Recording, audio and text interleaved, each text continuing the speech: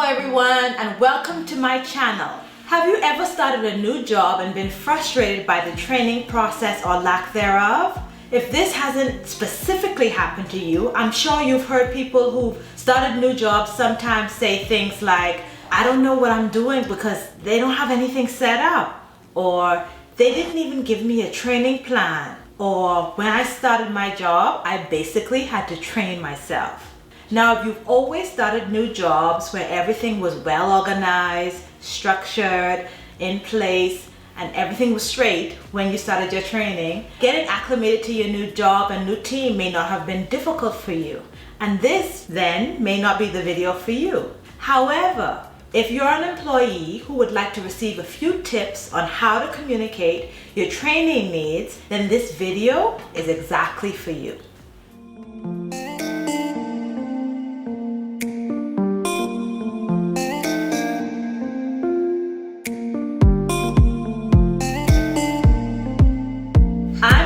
And welcome to the best place for new and emerging leaders who want help with challenging conversations at work. When it comes to getting used to new work environments, when we're brand new on the job, it can leave us with a mixture of excitement and nervousness on our first day. This leaves us a bit uncertain as to how we should get started and communicate all the things that we want to learn and do and see first. There's nothing wrong with this if you're learning what you need to learn in order to be successful on your new job or in your new position. This only becomes a problem as the weeks and months go by if there's no structured training process in place and you don't really know what to do. Some of us need a bit more structure, and this kind of process can be frustrating to say the least. We normally wait around and we keep hoping that things will get better and co-workers will take pity on us and help us along. For those of us who need more of a structured training and onboarding process when we start a new job,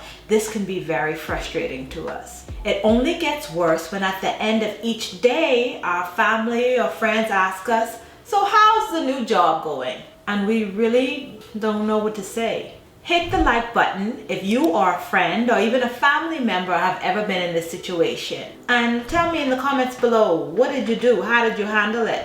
Well, if this has happened to you, you're in luck, because in this video, I'll offer a few options of what you can do, a few tips and tricks on how to professionally and effectively communicate your training needs to set you up for success in your new role.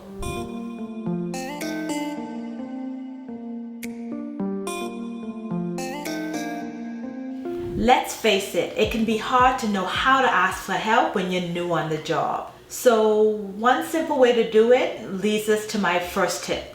Tip number 1, request an official job training plan. A job training plan is useful to everyone involved because it serves as a guide to both the supervisor and the new hire. The training plan allows each party to confirm that milestones are met at each stage of the training process. The training plan is very different from the job description because while the job description outlines the requirements of the job training plan usually outlines the specific things to be learned or reviewed for the new hire, and it also outlines the things deemed necessary to be equipped to perform the job according to the organization's specifications. It sounds like a simple thing, but you might be surprised by the number of employers who don't offer job training plans to new hires. Good job training plans have a few key components, so let's get into that. A. General identification information. The name of the supervisor, the name of the employee, the new hire date, all of these things, you get the drift. The next component is B, training and learning objectives. It will specify the duties to be learned and how they will be learned. Meaning, will specific tasks require job shadowing a co-worker? Will you have to watch an online tutorial or a video? Is it independent reading or review, etc.? C, a good training plan will also include estimated and flexible time frames. Using specific dates, it should specify the time frames for learning each specific task or function. Now you might ask, why are you telling me all of this, Jaboria? Well, the answer is that I'm trying to set you up for success. If you have to ask for the job training plan, you'll know how. In some cases, your new employer may not have a job training plan for your specific position. There are many reasons that this could happen. For example, you could be entering a newly created job or position and the employer felt it was more important to fill the position than to get to the job plan. But back to the point.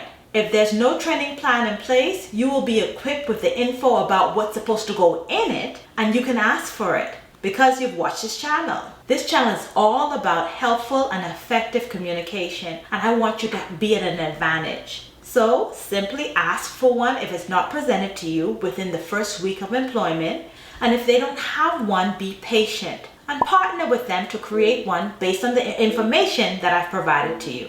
Let's get into tip number 2. Request additional training support if you need to. It's important to communicate if you need additional review or clarification in a specific area. Let's face it, they won't know that you don't understand unless you tell them that you don't understand. Something else to consider is that busy organizations where the motto is usually jumping feet first or either sink or swim, in those organizations what often happens is they introduce you around, point you to your new desk or cubicle, and they stick you with a manual. I'm not making a judgment of employers whether this is right or wrong. I'm just stating that sometimes this happens because things move at a fast pace. Well, if you're the type of person whose learning style doesn't particularly match this format, you may want to politely and non-aggressively assert your need for alternative training support. This can also happen sometimes when you shadow another employee who may be good at the job but not so good at training new hires. You definitely don't want to cause tension with your new coworker, so here's what you can do. You can request to schedule a brief check-in meeting with your new supervisor so that you can discuss how things are going during your probationary meeting. During that meeting, you definitely don't want to begin by complaining about how your coworker is not a good trainer. Instead, you should keep your communication geared toward your specific training needs and how you learn best. You could also chalk it up to an unintended breakdown in communication between how you learn for maximum retention and how the information is being relayed to you. Tip number 3, remain active and engaged. It's important to remember that while we all expect to receive some sort of training or at least some assistance with getting accustomed or acclimated to our new work environment, it is not a one-way street. While we expect our new employer to train us and communicate the expectations, the new hire still has a part to play in the training process. The truth is that each new hire has a personal responsibility to take an active part in their training and development. Active participation during training can take on many different forms, but I'll give you an example.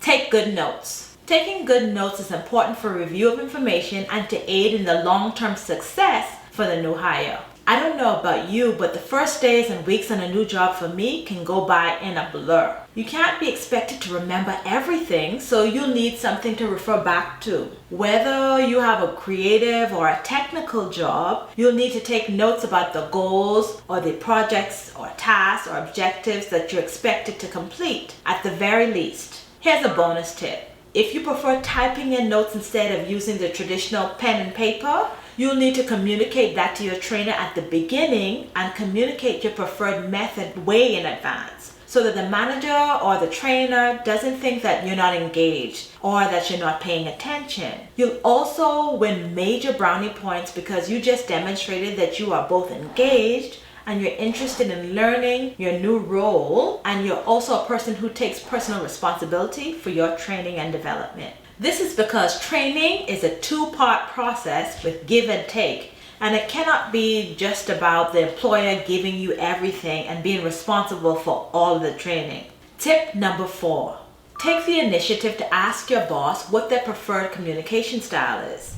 If they document a lot using email, you might request to review past emails that provide you with subject matter material. This will serve two purposes. It will provide context for the work that you're about to be a part of, and it will also allow you to pattern your emails using the same kind of established format. If your supervisor prefers to meet face-to-face, you might establish a standing meeting and send a pre-scheduled series of meeting invitations. If your boss prefers a less formal style, you'll be able to tailor your style to that as well by simply asking. You might also take the opportunity to talk about what your learning style is and the best way for you to absorb information. If you don't know what your learning style is, then you should do some self-discovery and research a few different learning styles in order to take the time to learn what it is. Be sure to give this video a thumbs up if anything I've shared so far has resonated with you. Tip number 5, when in doubt, ask questions. If you're job shadowing a team member or co-worker and you show interest by asking relevant questions about their work tasks or talk to them about how they do their job, you'll win major brownie points. When we communicate in this way, we demonstrate appreciation and respect for our co-workers and the job knowledge that they're willing to share with us. You also want to demonstrate that you are engaged.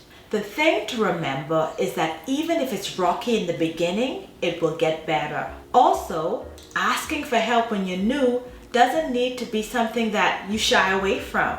You know that they hired you because you are qualified and you are capable. And the reality is they can't help you if they don't know that you need it or how you need it. That's just food for thought. Now, if you're watching this video and you have a friend or a colleague that can benefit from my tips, don't forget to hit the share button. And if you haven't done so already, please be sure to subscribe to my channel as I post new videos each week. Just click the notification bell so that you'll be notified. As always, have a great week, be kind to yourself, and I'll see you in the next one.